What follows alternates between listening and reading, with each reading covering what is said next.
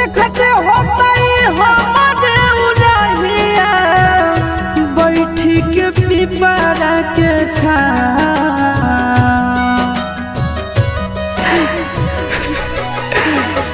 देखते होता हमारे उड़हिया बैठी के पिपरा के रुक रुक रुक अरे टरेनिया रुक रुक रुक रे टरेनिया ले ले चल जनुआ के गाँव रुक रुक रुक रे टरेनिया।